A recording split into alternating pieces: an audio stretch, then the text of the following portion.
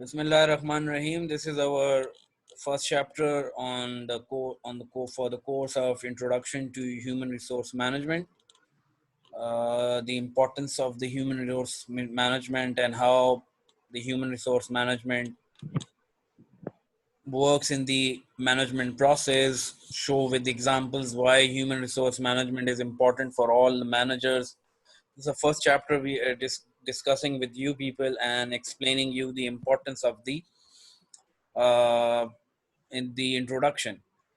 Then we will illustrate you or we will discuss the human resource responsibilities of line and staff HR managers, briefly discuss and illustrate each of the important trends influencing human resource management, list and briefly describe important trends in human resource management, define and give an example of evidence-based human resource management. So this is the introduction of the first chapter.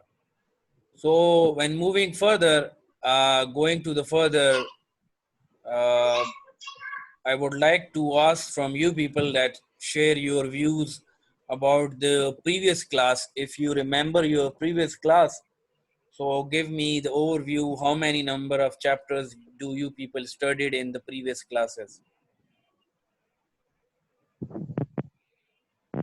Nine.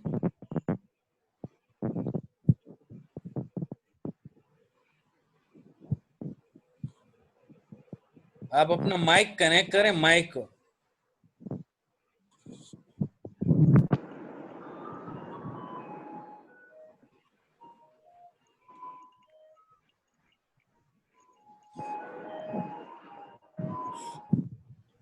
So the human resource management at work. What is human resource management? Is the process of acquiring, training, appraising, and compensating employees, and of attending to their labor relations, health and safety, and fairness concerns. People with the formally assigned roles who work together to achieve the organization's role, to the organization's goal. Sorry, manager, the persons responsible for accomplishing the organization's goals and who does so by managing the efforts of the organization's people.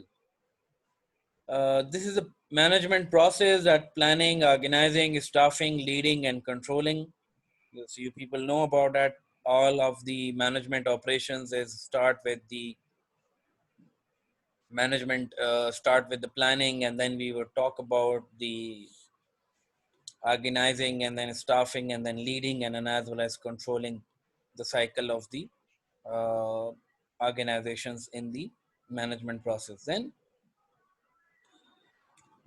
if you look at the whole theory of the management or the whole stuff of the human resource, so we have to manage the peoples accordingly in such a manner that they can work in the organization in a very systematic way and they can achieve the organizational and as well as individual objectives in a very in a very meaningful way. Sorry. So HR की जरूरत क्यों पड़ी, HR हम क्यों पढ़ते हैं, HR की importance क्या है. ह्यूमन रिसोर्स मैनेजमेंट में तीन चीजें हैं. Number one is the input, second is the process and third is the output. ये तीन चीजें हैं जो हम ह्यूमन रिसोर्स मैनेजमेंट में देखते हैं और ह्यूमन रिसोर्स मैनेजमेंट में हम इसको स्टडी भी करते हैं. इनपुट से क्या मतलब है? इनपुट से मतलब ये है कि आप को रिसोर्सेज रिक्वायर्ड होते हैं, आप वो रिसोर्सेज जो हैं अपने रॉ मटेरियल से लेते हैं, वो रिसोर्सेज आप पीपल इंडिविजुअल्स को हायर अप करते हैं ऑर्गेनाइजेशंस में. ये सारा प्रोसेस आप करते हैं जो आप इनपुट के थ्रू करते हैं. Sure. एंड देन आप प्रोसेस में क्या होता है? प्रोसेस में बेसिकली ये होता है कि हम देखते हैं ट्रेनिंग्स को देखते हैं. प्रोसेस में हम देखते हैं कि हमने किस तरह से अपने ओवरऑल ऑपरेशंस को रन करना है और हम ये सारी चीज़ें जो हैं इसको प्रोसेस में देखते हैं. देन लास्ट पार्ट जो है, लास्ट पार्ट जो होता है वो आउटपुट है, एंड आउटपुट में वही रिजल्ट्स निकलते हैं जो हम प्रोसेस में करते हैं।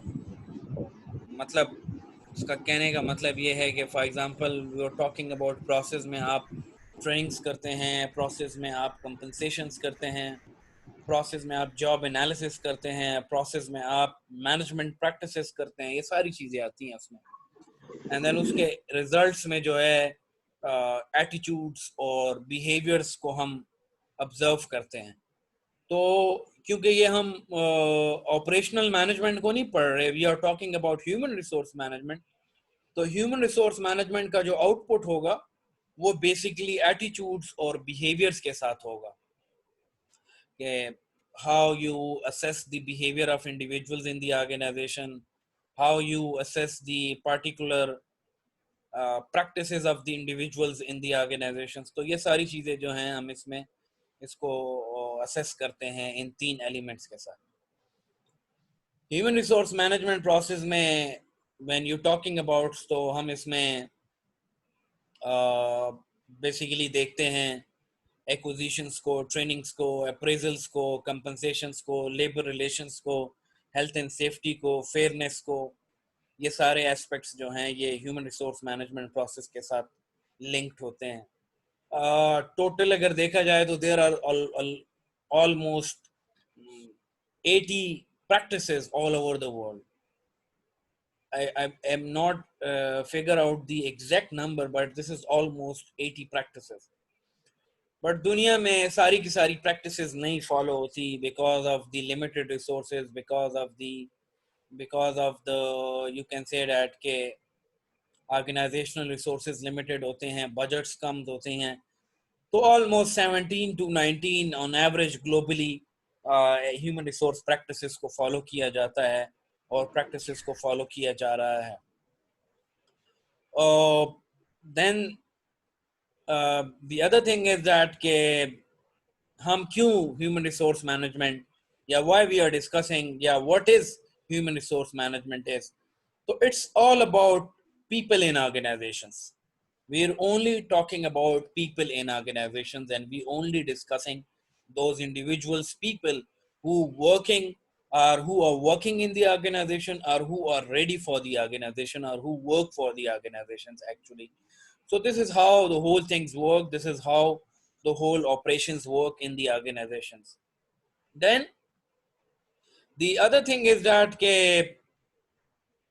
हम जो ह्यूमन रिसोर्स मैनेजमेंट को डिस्कस करते हैं, ह्यूमन रिसोर्स मैनेजमेंट की इम्पोर्टेंस क्या होती है, कोई आप में से मुझे बता सकता है what is why the human resource management is important for the organisation? Anyone? Anyone from the students? What, sir? Why human resource management is important for organization? Sir, it is important.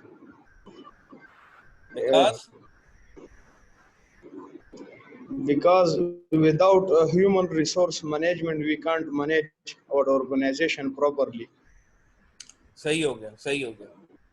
तो ये जो आप अभी screen पे देख रहे हैं ये सारी प्रैक्टिसेस हैं। These are some of the practices of the human resource. There are so many others as well. जैसे फॉर एग्जांपल अभी से स्क्रीन पे आपको जॉब एनालिसिस नहीं नजर आ रहा, आपको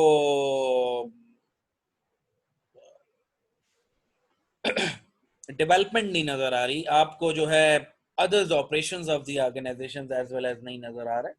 So these are the few of the processes, and these are the few of the practices जो importance है human resource management के लिए। Then moving further, so we have to look out the personnel aspects of the manager's job, conducting job analysis, planning labor needs and recruiting job candidates, selecting job candidates, orienting and training new employees, managing wages and salaries, providing incentives and benefits, appraising performance, communicating, training and development managers, and building employee commitment. So these are some of the aspects related with the personnel aspects of the manager's job.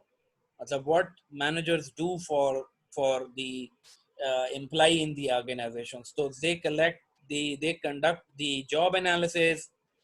Managers जो है वो planning करता है, needs assessment करता है, recruitment jobs की candidates की requirements को देखता है, जॉब कैंडिडेट्स को सिलेक्ट करता है, orienting and training new employees को देखता है, मैनेजिंग वेजेस एंड सैलरीज को प्रॉपरली लुक आउट करता है, प्रोवाइडिंग इंसेंटिव्स एंड बेनिफिट्स देखता है, अप्रेजिंग परफॉर्मेंसेस को चेक करता है, कम्युनिकेशंस को देखता है, ट्रेनिंग एंड डेवलपिंग मैनेजर्स को देखता है, एंड बिल्डिंग एम्प्लॉय कमिटमेंट्स को देखता है. तो ये कुछ जॉब्स हैं, कुछ एस्पेक्ट्स हैं जो मैनेजर्स की जॉब्स में आते हैं, जो मैनेजर्स करते हैं.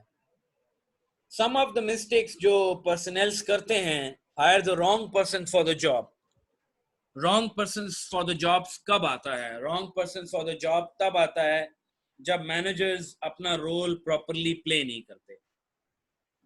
मैनेजर्स अपना रोल प्रॉपरली कब प्ले नहीं करते?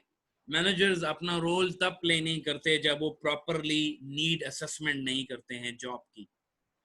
जॉब्स जब भी आप अनाउंस करते हैं तो उसकी एक प्रॉपर असेसमेंट होती है ऑर्गेनाइजेशंस में, उसकी प्रॉपर नीड आइडेंटिफिकेशन होती है जो आप करते हैं, जिसके अकॉर्डिंगली आप ऑर्गेनाइजेशंस में हायरिंग करते हैं. तो अगर मैनेजर्स प्रॉपरली इन प्रोसेस को नहीं देखता और इन एलिमेंट्स को इग्नोर करता है तो उससे अक्सर रॉन्ग पर्सन हायर हो जाता है. मतलब for example, I need a person for the sales job, and for the sales job मैंने जो एड दिया उसमें मैंने कहा कि जी मुझे एक सेल्स पर्सन के लिए एक पर्सन रिक्वायर्ड है, एक इंडिविजुअल रिक्वायर्ड है, इनकम्बेंट रिक्वायर्ड है. और मैं ये नहीं देता कि उसका मुझे एक्सपीरियंस कितना चाहिए, उसकी क्वालिफिकेशन. लेट्स सपोज मैंने क्वालिफिकेशन दी है थोड़ी, फॉर एग्जांपल मैंने उसकी क्वालिफिकेशन मेंशन की है कि मुझे बीए रिक्वायर्ड है या एमए रिक्वायर्ड है. मैंने एमए और मैंने एक्सपीरियंस प्रॉपरली नहीं मेंशन की. अब लोग जो मेरे पास आ रहे हैं, और या मैंने कोई स्पेसिफिक एमए या कोई स्पेसिफिक बीए के साथ सब्जेक्ट्स नहीं मेंशन किए. फॉर एग्जांपल बीए में सब्जेक्ट्स इंग्लिश थी, बीए में या बीएससी थी, या इस तरह की कोई और फर्दर बाइफर्केशंस नहीं की गई हुई हैं.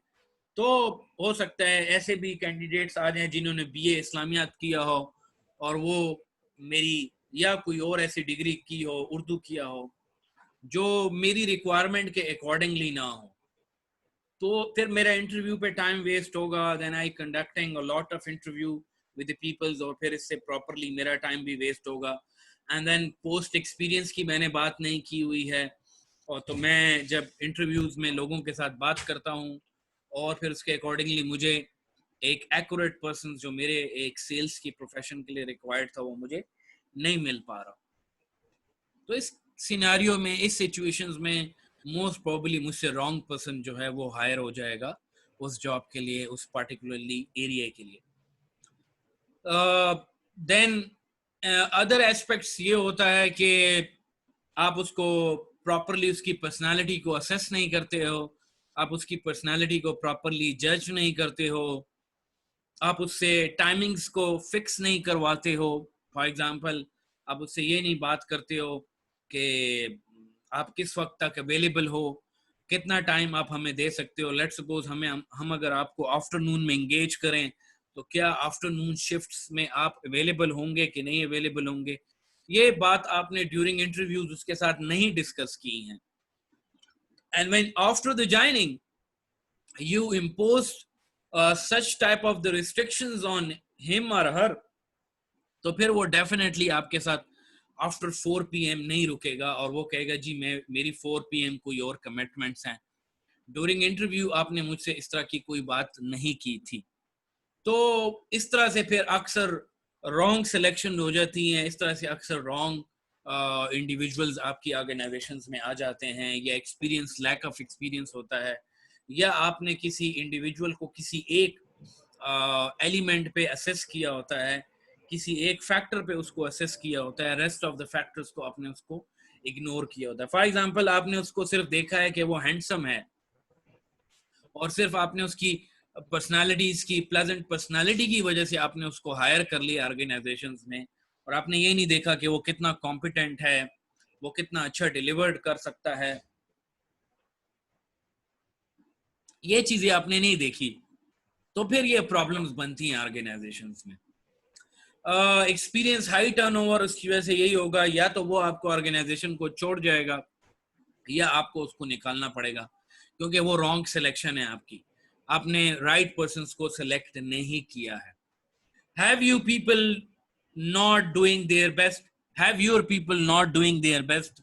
अगर आपके बंदे सही तरीके से काम नहीं कर रहे, परफॉर्म नहीं कर रहे, तो आपको फाइंड आउट करना है कि क्यों वो प्रॉपरली ऑर्गेनाइजेशंस में सही तरीके से परफॉर्म नहीं कर रहे हैं। Waste time with useless interviews, ये सारी मिस्टेक्स हैं। अगर आप एक यूजलेस इंटरव्यू करते हैं, जैसे शुरू में मैंने आपको बात बताई कि आप उससे प्रॉपरली चीज़ों को नहीं फाइनलाइज कर रहे हैं, प्रॉपरली फिगर आउट नहीं कर रहे हैं, तो फिर प्रॉब्लम्स बनती हैं। पॉलिसीज, आप कंपनी की पॉलिसीज उसके साथ रिटर्न्स में नहीं शेयर कर रहे हैं, आप उसके साथ टाइमिंग्स पॉलिसीज नहीं शेयर कर रहे हैं, आप उसके साथ कोई प्रॉपरली अपॉइंटमेंट लेटर्स नहीं शेयर कर रहे हैं, आप कोई प्रॉपरली ओरिएंटेशंस नहीं कर रहे हैं। ओरिएंटेशन एक बहुत इंपॉर्टेंट चीज होता है, पीछे स्लाइड्स में मैंने कहीं मेंशन किया है, मैं फिर बैक चला जाता हूं। हमने यहाँ बात की है, we discuss about the orientation here in some of the slides. Let me figure out again so we can you people has the idea कि मैं किस चीज के बारे में बात कर रहा हूँ। anyhow यहाँ पे अभी हमें नहीं नजर आ रहा, ये यहाँ पे, sorry, this is the orientation, here you see it, orientation and training the new employees. Training और ओरिएंटेशन में फर्क है, इतना मैं पहले बता दूं। There is a difference between orientation and training. Orientation जो है वो न्यू एम्प्लॉइज के लिए होती है, हमेशा ये याद रखें। ओरिएंटेशन हमेशा नए एम्प्लॉइज के लिए होती है। ट्रेनिंग आपके नए एम्प्लॉइज के लिए भी हो सकती है और आपके करंट एम्प्लॉइज के लिए भी हो सकती है। अब हम बात करते हैं कि have your people not doing their best. अब ये बात कर रहे हैं कि आपके लोग जो हैं वो प्रॉपरली काम कर रहे हैं कि नहीं कर रहे हैं। तो ओरिएंटेशन में हम ये चीजें डिस्कस करते हैं। ओरिएंटेशन में हम ये बताते हैं इंडिविजुअल्स को कि what we are expecting from you, what our organisation is expecting from you, where we want to see you in the next 5 years। हम आपको अपनी ऑर्गेनाइजेशन में नेक्स्ट 5 years में कहां देखना चाहते हैं, and as well as हम अपनी ऑर्गेनाइजेशन को कहां देखना चाहते हैं नेक्स्ट 5 years में। दोनों बातें होती हैं, दोनों बड़ी इंपॉर्टेंट है। ऐसा नहीं है कि जी हमने आपको आपकी ऑर्गेनाइजेशन में, अपनी ऑर्गेनाइजेशन में हायर किया और आप अगले 5 सालों तक आपकी कोई प्रमोशन हम नहीं करने वाले, हम आपकी कोई सैलरी इंक्रीज नहीं करने वाले और हम आपको कोई बेनिफिट नहीं देंगे। तो मैं लेट मी अश्योर यू कि आप में से कोई भी मेरी ऑर्गेनाइजेशन में नहीं रुकेगा जब उसको ये पता चल जाएगा कि जी हम एक ऐसी ऑर्गेनाइजेशन को ज्वाइन कर लिया है जिसमें कोई डेवलपमेंट नहीं होने वाली अगले 5 सालों में। कोई पागल होगा जो ज्वाइन करेगा उस ऑर्गेनाइजेशन को जिसमें उसको पता है कि यार अगले 5 सालों में इस ऑर्गेनाइजेशन में कुछ नहीं होने वाला, और जो सैलरी मैं अभी ले रहा हूं, let's suppose for any kind of the circumstances, any kind of the reasons you join the organization, but you after the certain period of time you realize that this organization has no future, तो आप उस organization को छोड़ के जाएंगे, definitely जाएंगे। अभी आप में से तो किसी ने अपना अभी इंट्रोडक्शन किया नहीं मेरे साथ, आई डोंट नो क्यों नहीं आप अपना इंट्रोडक्शन मेरे साथ कर रहे हैं, बट आप में से लेट्स सपोज कुछ का मैं नाम ले लूं। अभी मेरे पास आपके नाम, जैसे शाहकार है, उसका नाम आ रहा है मेरे पास और होपफुली उसको मेरी आवाज भी आ रही होगी। तो जैनुल आबिदीन है जैसे, अब ये किसी एक ऑर्गेनाइजेशन को ज्वाइन करते हैं और शाहकार को ये पता चल गया कुछ अरसे के बाद कि यार मुझे तो 15,000 से ज्यादा सैलरी नहीं मिलने वाली है। 2 साल हो गए हैं, 2 साल से वो मेरी ऑर्गेनाइजेशन में लेट्स सपोज काम कर रहा है और उसको 15,000 से ज्यादा सैलरी नहीं मिल रही है। तो करेगा क्या वो शाकार, वो फाइंड आउट करेगा और जॉब्स के लिए, बेटर अपॉर्चुनिटीज के लिए। तो इसका मतलब ये है कि लोग काम करना चाह रहे होते हैं, बट अगर हम उनको प्रॉपर डायरेक्शंस नहीं देते हैं, हम उनको प्रॉपर डेवलपमेंट पाथ नहीं प्रोवाइड करते हैं, ग्रोथ अपॉर्चुनिटीज नहीं प्रोवाइड करते हैं, तो वो हमारी ऑर्गेनाइजेशंस को छोड़ के जाने के लिए तैयार हो जाते हैं। यूजलेस इंटरव्यूज में मैंने आपको बता दिया, ठीक है। Then have your firm in court because of discriminatory actions, have your firm cited by OSHA for unsafe practices, these are all some things। अच्छा, बाहर के मुल्कों में क्या होता है, हमारे यहाँ पे पाकिस्तान में भी डिस्क्रिमिनेटरी प्रैक्टिसेस होती हैं, बट हमारे यहाँ पे there is some of the issues, there is some of the lack of the trust between the management and the employees रहता है। डिस्क्रिमिनेटरी क्या होता है, डिस्क्रिमिनेटरी का मतलब ये है कि आप डिफरेंसेस करते हैं। देखें, जैसे गवर्नमेंट ऑर्गेनाइजेशंस होती हैं, तो गवर्नमेंट ऑर्गेनाइजेशंस में कोई डिस्क्रिमिनेटरी नहीं होती है, क्योंकि गवर्नमेंट ऑर्गेनाइजेशन किसी एक फायदे के लिए नहीं खोली गई होती, किसी एक की मर्जी के लिए नहीं खोली गई होती, वो स्टेट ने खोली होती है, वो स्टेट की प्रॉपर्टी होती है और स्टेट उसे अपनी मर्जी से चलाता है। जैसे वापडा है, तो वापडा जो है वो किसी एक की मर्जी से नहीं चलता। अब जैसे फॉर एग्जांपल एसडीओ है, सुपरिटेंडेंट ऑफिसर है, वापडा में काम कर रहा है, किसी भी डिवीजन में, किसी भी एरिया में, किसी भी डिस्ट्रिक्ट के एक स्पेसिफिक डिवीजन में वो काम कर रहा है, डिफरेंट डिवीजन उसको असाइन किए गए होते हैं सुपरिटेंडेंट को, जो वापडा में काम करता है। अब उसकी मर्जी से काम नहीं चलेगा, वो ये नहीं कर सकता कि जी मैं एक पार्टिकुलरली एरिया की या डिवीजन की लाइन बंद कर दो। वो कहे कि जी 3 हफ्तों के लिए फकीराबाद रीजन की या दलाजाक रोड रीजन की या डिवीजन की लाइन बंद कर दो, उसकी मर्जी नहीं चल सकती। क्यों? क्योंकि ये उसकी मर्जी की ऑर्गेनाइजेशन नहीं है, ये स्टेट की ऑर्गेनाइजेशन है। तो यहाँ पे डिस्क्रिमिनेटरी एक्शंस नहीं हो सकते, उसका क्वेश्चन ही नहीं हो सकता। क्यों?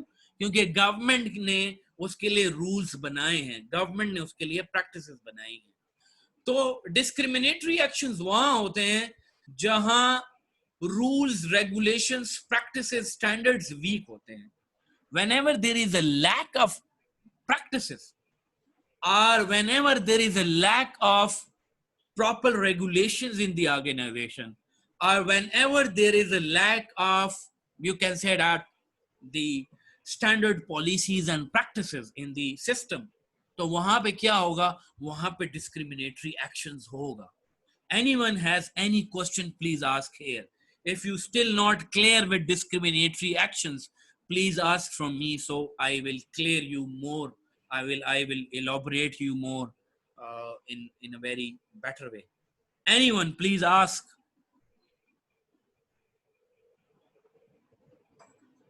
शाकार जैनुल आबिदीन, आपका कोई क्वेश्चन है? ओप्पो A12, आपका नाम क्या है यार? No sir, everything is clear. Thanks यार, मैंने आपकी आवाज सुनी, मुझे ऐसे लग रहा है मैं अपने आप के साथ बातें कर रहा हूँ। नहीं सर, क्लियर है सब कुछ, समझ ये आ गया। रिकॉर्ड भी हो रहा है, ये सब रिकॉर्ड भी हो रहा है। जो बच्चे नहीं आए उनको अभी अवेलेबल कर दूंगा, आपको मिल जाएगा अभी व्हाट्सएप पे। थोड़ी देर के बाद जो आपसे ये कन्वर्सेशन स्टॉप होगी, उसके फौरन बाद आपके पास व्हाट्सएप पे आ जाएगा ये सब कुछ, ठीक है? अच्छा, ओके सर। डिस्क्रिमिनेटरी एक्शंस पे मैं बात कर रहा था, तो मैं यही बात कर रहा था कि डिस्क्रिमिनेटरी एक्शंस में क्या होता है। आपने बाहर के मुल्कों का सुना होगा, बाहर के मुल्कों में ये होता है कि एथनिक रीजन्स, एथनिसिटी है ना, हमारे यहाँ पे एथनिसिटी का प्रॉब्लम है नहीं, बाहर के मुल्कों में होता है, लेकिन यहाँ पे भी है। लेकिन यहाँ पे लोग कभी लॉ सूट नहीं करते हैं, यहाँ लोग कोई गवर्नमेंट के पास नहीं जाते हैं या कोई कोर्ट नहीं जाता है। हर बंदा ये कहता है यार क्यों जाएं कोर्ट, हर बंदा कहता है यार छोड़ो बस, ये ऑर्गेनाइजेशन ही छोड़ दो। तो डिस्क्रिमिनेटरी क्या होती है? डिस्क्रिमिनेटरी ये होती है कि हो सकता है कि पेशावर के लोगों को ज्यादा इंपॉर्टेंस दी हो और जो दूसरे रीजन के लोग हैं उनको शायद कम इंपॉर्टेंस दी हो, तो उसकी वजह से डिस्क्रिमिनेटरी एक्शंस हो सकते हैं। अपॉइंटमेंट्स में जो है आपने किसी के साथ ज्यादती की हो, अपॉइंटमेंट्स में आपने जो है प्रॉपरली फेयर डिसीजंस ना ली हो, तो ये सारी चीजें जो हैं डिस्क्रिमिनेटरी एक्शंस में आती हैं और वो लोग अक्सर इस पे कोर्ट चले जाते हैं। आपने सुना होगा अक्सर गवर्नमेंट के एम्प्लॉइज जो हैं कोर्ट में अपना केस फाइल कर देते हैं और कहते हैं कि जी 2 साल से केस मैं लड़ रहा हूँ और अब मैं जाके वो केस जीत गया हूँ। तो वो यही होता है ना, वो यही डिस्क्रिमिनेटरी एक्शंस होते हैं या कोई इलीगल प्रैक्टिस होती हैं जो कोर्ट में की गई होती हैं और उसके अगेंस्ट फिर कोर्ट जो है वो एप्लीकेंट के फेवर में अक्सर जो है बेशतर ऐसा ही होता है कि कोर्ट जो है वो एप्लीकेंट्स के या इंडिविजुअल्स के या पर्सनल्स के फेवर में वो केस कर देता है। होता है अक्सर इस तरह से ही होता है, जरूरी नहीं है, in not in all the cases. For example let's suppose एक फीमेल है, एक फीमेल जो है वो एक्सपेक्टेड है, प्रेग्नेंट है और उसको एम्प्लॉयर जो है छुट्टी नहीं दे रहा। अब वो उसका एक लीगल राइट है, उसको 3 मंथ्स के लिए 4 मंथ्स के लिए छुट्टी चाहिए, लेकिन उसको एम्प्लॉयर छुट्टी नहीं दे रहा, तो ये डिस्क्रिमिनेटरी एक्शन में आता है। This comes on the discriminatory actions. तो इसके अगेंस्ट जो है वो एप्लीकेंट जो है वो केस फाइल कर सकती है और वो केस फाइल जब करेगी तो ऑब्वियसली वो केस जीत जाएगी। देन ऊषा जो है वो बेसिकली सिक्योरिटी के लिए होती है, ऑर्गेनाइजेशन है सिक्योरिटी एंड हेल्थ के लिए है। वो सेफ्टी प्रैक्टिसेस को देखती है ऑर्गेनाइजेशन में कि सेफ्टी प्रैक्टिसेस को ऑर्गेनाइजेशन कितनी इंपॉर्टेंस देती है। जैसे लाइफ सेफ्टी जैकेट्स होती हैं, लाइफ सेफ्टी जैकेट्स को कितना प्रॉपरली फॉलो अप किया जा रहा है, तो ये वो उन चीज़ों को देखती है और अगर वो नहीं प्रॉपरली फॉलो की जा रही तो फिर उसके अगेंस्ट जो है वो केस किया जाता है, उसके अगेंस्ट जो है वो प्रॉपरली प्रॉब्लम्स बनते हैं, उसके अगेंस्ट जो है वो प्रॉपरली इश्यूज क्रिएट होते हैं। Then have some employees think their salaries are unfair and inequitable relative to others in the organizations। तो ये पर्सनल्स की मिस्टेक्स हैं या ये वो सारे इश्यूज हैं वो जो देखते हैं, तो फिर इसमें उस पे वो बात करते हैं। Allow a lack of training to undermine your department's effectiveness, commit any unfair labor practices। तो ये सारे issues हैं, these are all the problems, these are all the sum of the aspects जो ऑर्गेनाइजेशंस में होती हैं जिसकी वजह से इश्यूज क्रिएट होते हैं ऑर्गेनाइजेशंस में। देन मूविंग फर्दर, तो बेसिक एचआर कॉन्सेप्ट्स क्या हैं? The bottom line of managing getting results. HR creates value by engaging in activities. They produce the employee behaviors that the organization needs to achieve its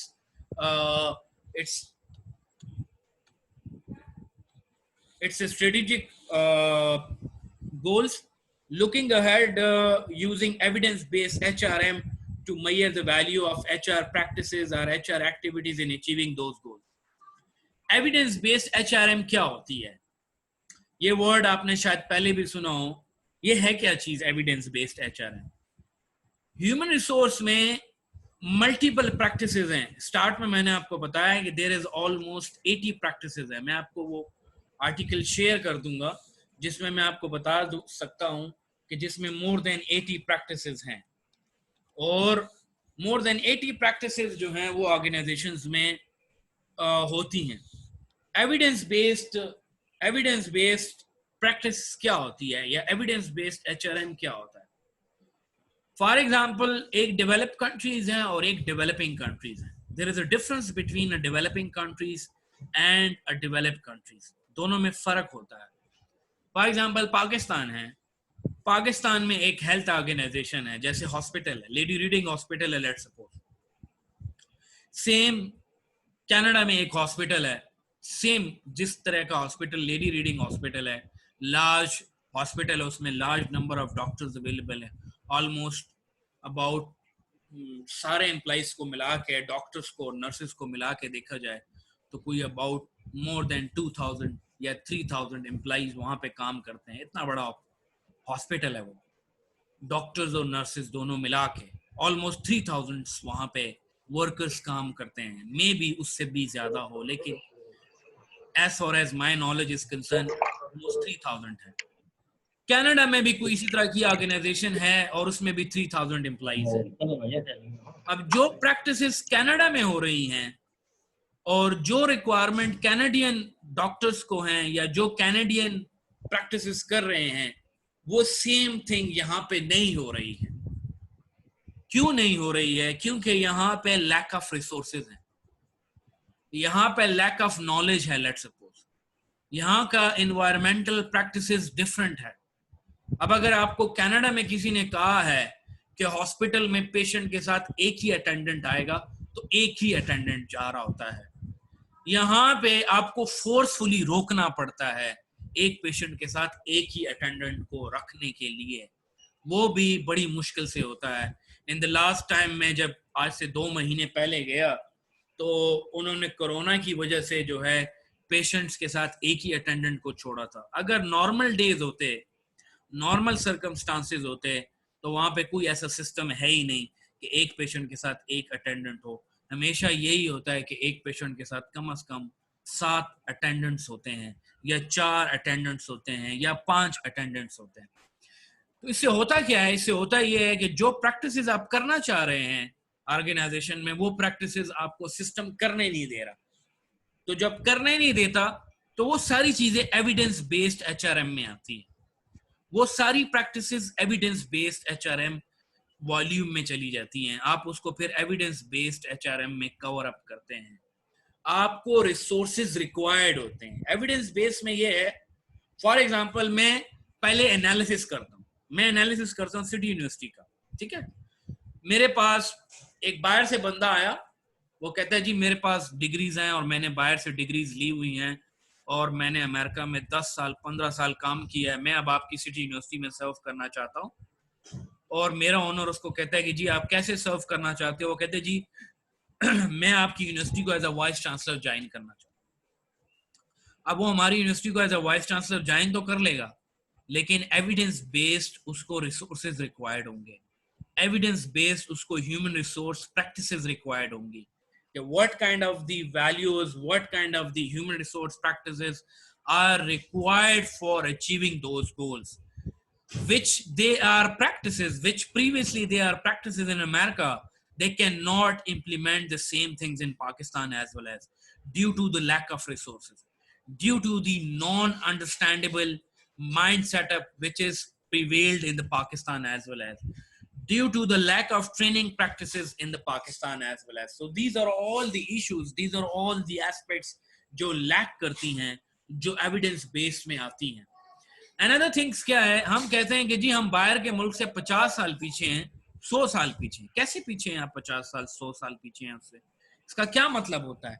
इसका मतलब ये होता है कि जो मैन पावर आपको रिक्वायर्ड है, वो मैन पावर आपके पास है नहीं। या अगर आपके पास वो मैन पावर है, लेट्स सपोज आपको 100 ग्रेजुएट्स चाहिए आर्टिफिशियल इंटेलिजेंस के, आपके पास 100 ग्रेजुएट्स हैं आर्टिफिशियल इंटेलिजेंस के, बट आपके पास पैसा नहीं है उनको पे करने के लिए। तो इसका मतलब ये है कि जब तक आपके पास रिसोर्सेज नहीं आएंगे, आप उन 100 आर्टिफिशियल इंटेलिजेंट ग्रेजुएट्स को हायर नहीं कर सकते। फॉर एग्जाम्पल आपको रिक्वायर्ड है, आपस में बात नहीं करें, फिर यहाँ डिस्टर्बेंस क्रिएट होती है मेरे लिए। Then for example let's suppose you can say that कि जी मुझे 20 पीएचडी चाहिए, उन 20 पीएचडी को एनुअली आपने पे करना है। आपका ओनर कहता है कि जी मेरे पास पैसे नहीं है 20 पीएचडी को पेमेंट करने के लिए, तो आप रुक जाते हैं। आप कहते हैं जब तक मेरे पास पैसे नहीं आएंगे, मैं तब तक उन 20 पीएचडीज को हायर नहीं करता हूं ऑर्गेनाइजेशन में। So this is the basic difference between the developed countries and the developing countries. This is basically create a lot of differences between a good country and the struggling country. ये वो gap होता है जो आप कहते हैं ना कि हमारी कंट्री 100 साल पीछे है दूसरी कंट्री से। वो ये रीजंस होती हैं जिनकी वजह से वो वहां पे पीछे हो जाते हैं, क्योंकि आपके पास पैसा नहीं होता लोगों पे इन्वेस्ट करने के लिए, आपके पास पैसा नहीं है लोगों को हायर करने के लिए, आपके पास पैसा नहीं होता रिसर्च करने के लिए, आपके पास पैसा नहीं होता लोगों को ट्रेंड करने के लिए, आपके पास पैसा नहीं होता लोगों को फर्दर फैसिलिटीज प्रोवाइड करने के लिए। So this creates the gap between developed countries and developing countries. तो ये सारी चीजें एविडेंस बेस्ड ह्यूमन रिसोर्स में आती हैं जिसको आप देखते हैं। मेरी अपनी रिसर्च जो है वो हेल्थ सेक्टर पे है, and I met with one of the person who's talking about the health sector and explaining about the health sector, and वो ये बता रहा था कि LRH जो है वो क्यों प्रॉपरली सक्सेसफुल नहीं हो पा रहा इतनी बहुत रिफॉर्म्स के बावजूद, although कि they are struggling very hard to improve the our health system, but still नहीं हो रहा। तो उसकी रीजंस क्या हैं? उसकी रीजंस ये हैं कि यहाँ पे इन्वायरमेंट जो है वो इस तरह का नहीं डेवलप हुआ अभी जो इन्वायरमेंट अमेरिका में एस्टैब्लिश हुआ है। तो ये वो रीजंस हैं। These are some of the few reasons, these are some of the few basic aspects that create problems for the organization in terms of the creating or in terms of the issues for the organization. Then moving further is line manager and staff manager. Excuse me, sir. Staff managers क्या होते हैं? Line manager is authorized as line authority to direct the work of subordinates and is responsible for accomplishing the organization's tasks. Line manager जो होता है वो line authority में होता है, उसके साथ 3-4 लोग काम कर रहे होते हैं जो subordinates उसको report करते हैं। For example, admission office है हमारा, एडमिशन ऑफिस में जो बंदा काम कर रहा है वो लाइन मैनेजर होता है, उसका जो सुपरवाइजर है वो लाइन मैनेजर है। उसके साथ आपने कभी नोट किए हो 4-5-6 लोग हैं, वो जो 4-5-6 लोग हैं वो उसके सबऑर्डिनेट्स हैं, वो उसको डायरेक्टली रिपोर्ट करते हैं। और वो जो लड़का मेन बंदा वहां बैठा हुआ है एज अ मैनेजर, वो रिपोर्ट करता है रजिस्ट्रार सेक्शन को। तो ये वो लाइन अथॉरिटी होती है जिसको लाइन मैनेजर कहते हैं, and responsible for accomplishing the organisation task. Staff manager कौन होता है? स्टाफ मैनेजर सीनियर बंदा होता है लाइन मैनेजर से, ये याद रखें। स्टाफ मैनेजर रजिस्ट्रार जो है वो स्टाफ मैनेजर होगा। अब मैं आपको बैंक में बताता हूँ, या मैं आपको बताता हूँ, लेट्स सपोज पिज़्ज़ा हट की मैं बात करता हूँ। पिज़्ज़ा हट कभी आप विजिट करें, वहां 2 मैनेजर्स आपको मिलेंगे। एक वो मैनेजर होगा जो ऑपरेशंस को, ओवरऑल ऑपरेशंस को कंट्रोल कर रहा होगा, अंदर ऑफिस में बैठा होगा, या हो सकता है वही उनका लाइन मैनेजर हो। देयर इज अ पॉसिबिलिटी यहाँ पे ये भी है, हर ऑफिस में 2-2 मैनेजर्स भी नहीं बैठे हुए। उसको वो कहते हैं शिफ्ट मैनेजर। शिफ्ट मैनेजर क्या होता है? वो 3 बजे आता है पिज़्ज़ा हट में और वो रात को 12 बजे तक वहां रहता है। रात के 12 बजे के बाद दूसरा शिफ्ट मैनेजर आता है और वो उन चीजों को देखता है। अब वो शिफ्ट मैनेजर जो है वो बेसिकली लाइन मैनेजर भी है, वो लाइन अथॉरिटी को भी देख रहा होता है और उसके साथ लोग काम कर रहे होते हैं, डायरेक्टली सुपरवाइज कर सकते हैं। एक ऐसी ब्रांच होगी जहां पे आपका रिलेशनशिप मैनेजर बैठा होता है जो सारे लाइन मैनेजर्स को सुपरवाइज करता है, सारे लाइन मैनेजर्स को ऑपरेट करता है या उनकी सारी फंक्शनल एक्टिविटीज को देखता है और असिस्ट करता है और एडवाइस करता है, उसको स्टाफ मैनेजर कहते हैं। वो उससे सीनियर बंदा होता है जो सारे लाइन मैनेजर्स को देख रहा होता है और उसके साथ फिर लिंक अप हो रहा होता है, उनके साथ कनेक्ट कर रहा होता है, उनकी ट्रेनिंग्स को देख रहा होता है, उनकी शिफ्ट को देख रहा होता है, उनकी शिफ्ट पॉलिसीज को देख रहा होता है, एंड ऑल दीज एक्टिविटीज को वो प्रॉपरली ऑपरेट कर रहा होता है, प्रॉपरली लुक आउट कर रहा होता है, प्रॉपरली उनको चेक कर रहा होता है, प्रॉपरली उन एक्टिविटीज को देख रहा होता है इन ऑल एस्पेक्ट्स। ठीक है, क्लियर है चीजें? सर एक और एग्जांपल मिल जाती बैंक की तो मज़ीद क्लियर हो जाता।